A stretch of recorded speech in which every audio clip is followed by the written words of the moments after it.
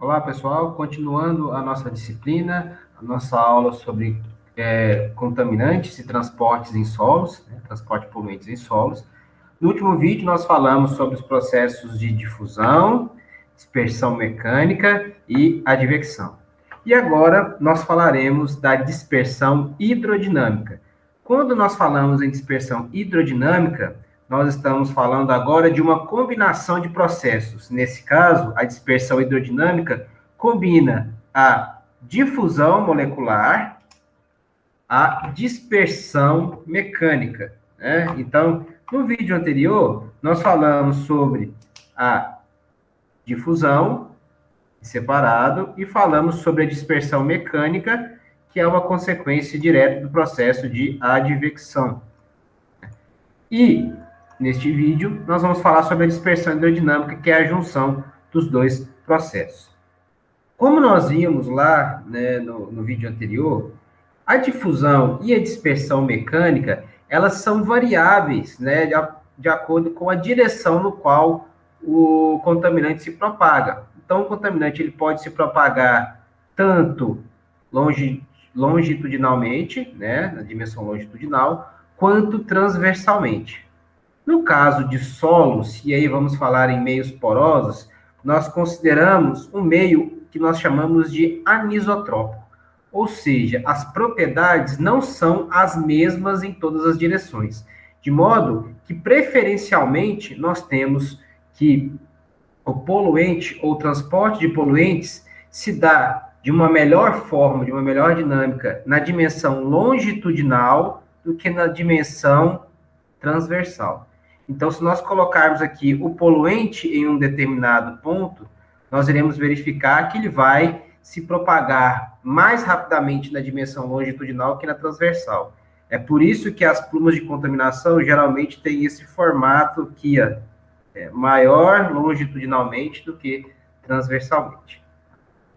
Bom, e como a difusão, a dispersão hidrodinâmica é a junção de duas propriedades, né, nada mais do que juntar as duas equações que nós havíamos falado. E aqui nós temos que a difusão, ou, desculpem, a dispersão hidrodinâmica, ela é calculada com base no que nós chamamos de coeficiente de dispersão hidrodinâmica, mais um D, no caso, né? Lembre-se que nós temos lá o Dzinho, que é o coeficiente de difusão em água, temos o D asterisco, né, que é o coeficiente de difusão efetivo, que leva em consideração o parâmetro ômega, de tortuosidade, né, e temos outros coeficientes D. Nesse caso aqui, ó, o coeficiente de dispersão hidrodinâmica, ele é calculado com base na dimensão longitudinal, quanto na dimensão transversal, como vocês podem verificar aqui. E ele é nada mais do que o somatório da dispersão mecânica, essa é a expressão da dispersão mecânica, que nós falamos no vídeo anterior, mais o coeficiente de difusão efetivo, que nós também falamos. Então, eu estou juntando aqui. Lembrando, aqui eu estou falando longitudinalmente, né? E aqui transversalmente, tá? A única diferença aqui nesse caso. Bom, e vejam só, né? Nós temos também formas de como estimar, né, o alfa, né, o coeficiente longitudinal aqui, ó, como, né, uma função do comprimento a ser percorrido, né, uma estimativa que é muito utilizada, tá, pessoal? Então, nós podemos estimar aqui. Como vocês podem ver, já que o poluente ele se propaga mais na direção, tem tendência a se propagar mais rápido na direção longitudinal, o coeficiente de dispersão hidrodinâmica longitudinal, ele é mais utilizado. Então, quando vocês ouvirem a expressão, né, o uso da expressão, o variável DL, eu estou falando do coeficiente de dispersão hidrodinâmica longitudinal. Tá? Bom, ainda trabalhando em dispersão hidrodinâmica, né, como a dispersão hidrodinâmica, ela combina vários processos, né, e aí a dispersão e a difusão se sobressaem, fica difícil para a gente enxergar, né, quando que está acontecendo um processo, o outro, ou os dois, ou qual deles é preponderante. E para isso, né, existe uma variável muito ideal, que é a variável do diagrama de Piclet, né, ou o número de Piclet, que é esse PE. O PE, né, o número de Piclet, ou Peclet, fique à vontade para chamar, ele é calculado com base, olha só, na velocidade de advecção, na velocidade linear média, né, na velocidade do fluxo, do diâmetro do grão e do coeficiente de difusão molecular em água. Então, olha o que acontece aqui quando a gente calcula, né, o número de Piclet, que está justamente aqui nesse gráfico. Se a gente considerar aqui, ó, o número de Piclet em escala logarítmica na horizontal, que vocês estão vendo aqui, e no eixo das ordenadas aqui, ó, o DL sobre o DD, né, que é o coeficiente molecular em água, né, o coeficiente de dispersão longitudinal e o coeficiente de dispersão em água aqui nesse caso.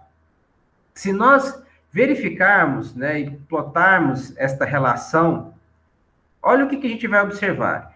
Que nós temos uma curva semelhante, né, um processo exponencial, e vejam o que acontece.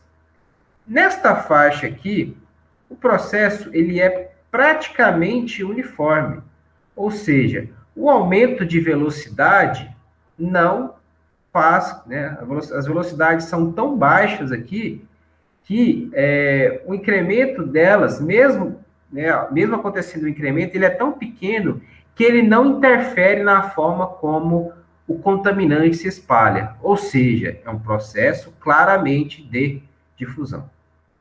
Ao passo que para velocidades muito altas, né, olha o que acontece.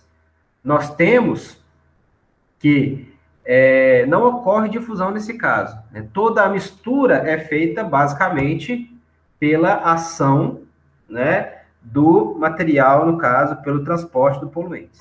Então, vejam que o número de Piclet, nesse caso aqui, ó, ele consegue separar nitidamente aqui, ó, onde está acontecendo a difusão de onde está acontecendo a advecção. Isso aqui é um exemplo. E aqui nessa faixa, nós estaríamos com os dois processos acontecendo. Aqui eu estaria basicamente só com a advecção acontecendo, e aqui basicamente só com a difusão molecular ocorrendo. Então vejam que ele é muito importante nesse caso. Bom, então, né, como nós falamos, o número de Piclet, ele vai justamente considerar, né, os dois processos de advecção e difusão. E existem, né, vários dados da literatura que chamam atenção para esses processos. Quando esse valor é maior ou igual a 50, geralmente já se fala em advecção pura, e quando ela é menor que 1, já em difusão pura. Então, se a gente voltar aqui no slide anterior, seria mais ou menos, né, uma faixa como nós estamos falando aqui, ó. Então, quando a gente está daqui para cá, nós estamos falando que a difusão é mais importante. E se nós analisarmos aqui, ó, vejam só, realmente o incremento da advecção aqui, no aumento de velocidade, ele é muito pequeno para a mistura, né, para o aumento dos coeficientes de difusão. Ao passo que aqui, a partir de 50, os valores são bem mais expressivos aqui. Então, podem utilizar esse limite. Acima de 50, advecção puramente acontecendo, ou em maior parte acontecendo, e menor que 1, difusão em maior parte ocorrendo também. Bom, e aí nós temos, né, a equação unidimensional do transporte de contaminantes. Por que nós chamamos de unidimensional? Porque ela ocorre, na sua maior parte, na direção longitudinal. Então, em uma direção específica. E a equação, né, do transporte de contaminantes, vejam, antes nós falamos da equação da dispersão hidrodinâmica. Agora nós vamos falar da concentração, né, da equação do transporte de contaminantes. E aí nós estamos falando equação unidimensional de advecção e dispersão. Em resumo, a variação da concentração de um determinado poluente ou contaminante em função do tempo é igual a dispersão hidrodinâmica e a advecção do processo.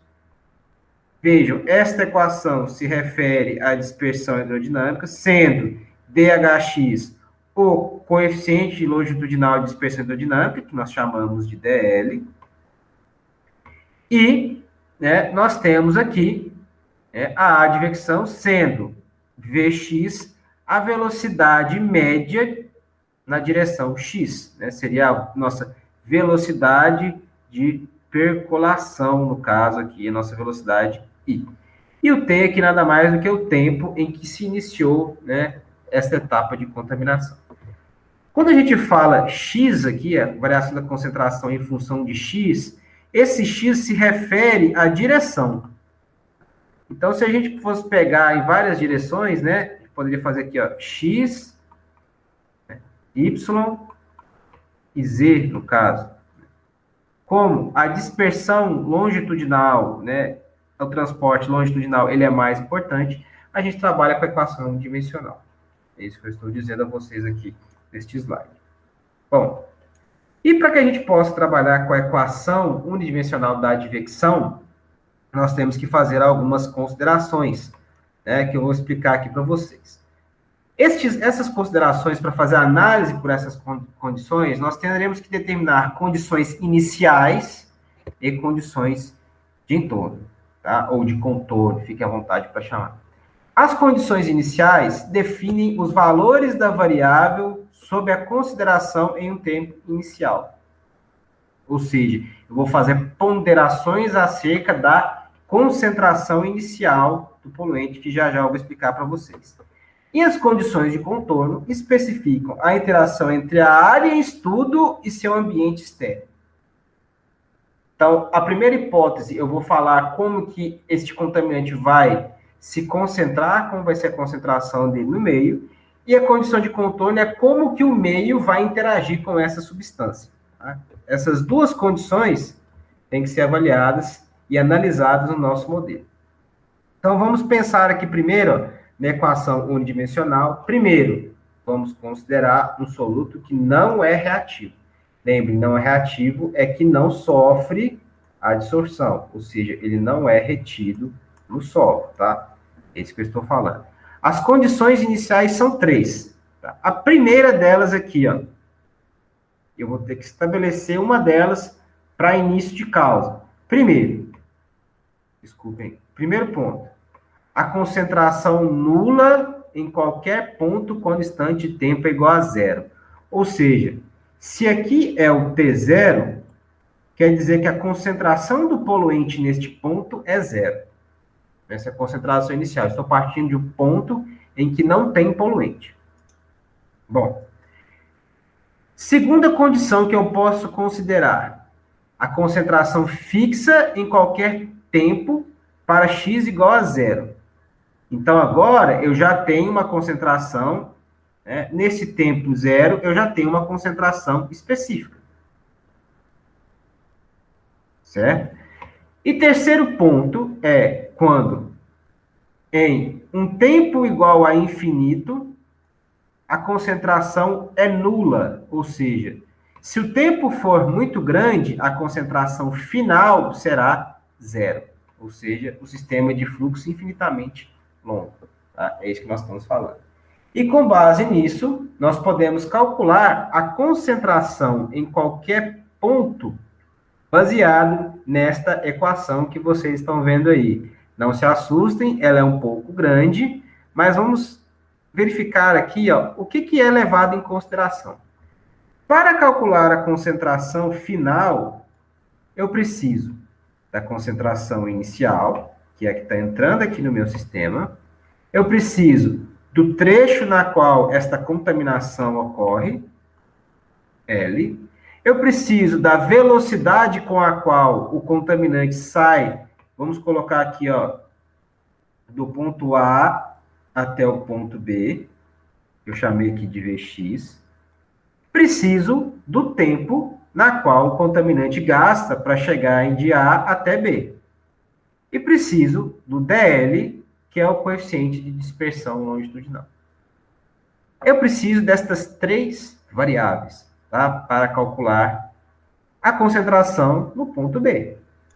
Então, vejam, se eu tiver a concentração inicial e essas outras informações, eu consigo determinar a concentração em qualquer ponto do solo, certo? E aí vocês vão me perguntar, professor, o que são, né, estes outros parâmetros que estão aqui? RFC, ESP, isso são apenas funções matemáticas, isso não são variáveis, né? Já já a gente fala delas. Bom, utilizando aqui, ó, um método para determinar o DL, nós podemos, né, encontrar o DL a partir, né, dos documentos que nós já havíamos falado. Lembra que no vídeo anterior nós determinamos como calcular o coeficiente de fusão específico e também como determinar a advecção. Veja, o coeficiente de fusão específico eu posso determinar, por exemplo, com o método da coluna constante, o método do fluxo permanente, que nós vimos no slide anterior. Slide não, desculpe, na aula anterior. Esse alfa-L é estimado já. Mostramos aqui no início da aula. Então, com base na velocidade, né, na velocidade de percolação, eu posso tirar o coeficiente de dispersão longitudinal. O erro da função, ele é tabelado, né? Vejam, o erro de uma função C para um parâmetro, né, para um determinado x igual a b, ele é igual a 1 mais o erro, na verdade, erro da função complementar de b é igual a 1 menos o erro da função b. E o que eu quero dizer para vocês? Eu calculo isso aqui, pessoal, com base em um parâmetro tabelado. Então, vejam. Vocês vão calcular o que está aqui dentro desse parêntese e vamos supor que ele dê 0,5, por exemplo. Vocês vão vir aqui em 0,5, né? Vamos achar aqui, ó, 0,5.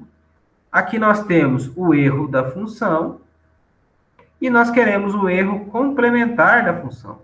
Então, este é o valor do erro da função complementar quando x é 0,5. Vejam, é tudo tabelado e sai facinho.